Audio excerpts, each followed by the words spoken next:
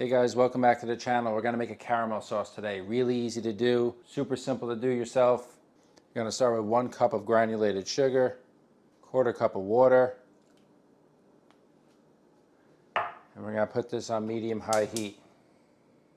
And very important, you want to cover the pan. What that's going to do is going to prevent the sugars from crystallizing. It's going to create steam and the sugar will not crystallize. If you don't have a lid that fits your pan, you're going to need a pastry brush and brush down the sides with some water to prevent the sugar from crystallizing. So we're going to put a cover on this.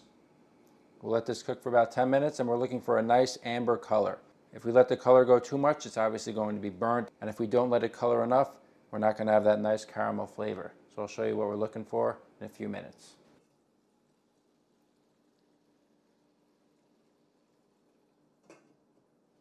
So our caramel is almost there. We could see that beautiful amber color. Really, you could smell it. That's a very good key indicator that your caramel is almost there, is the smell. If you can't smell anything, it's not cooked enough.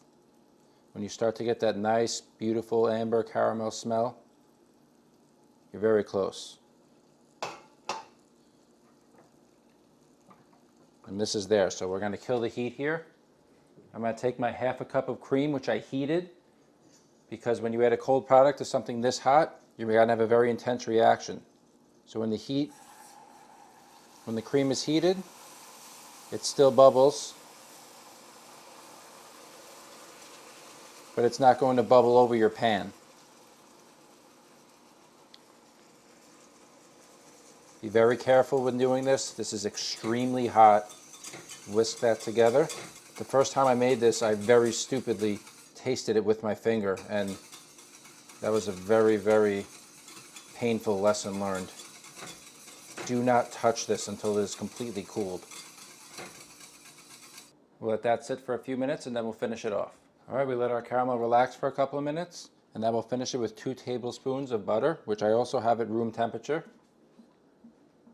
We'll just incorporate our butter, and this is going to give our caramel that beautiful sheen. It's going to help keep it emulsified, and this will thicken as it cools.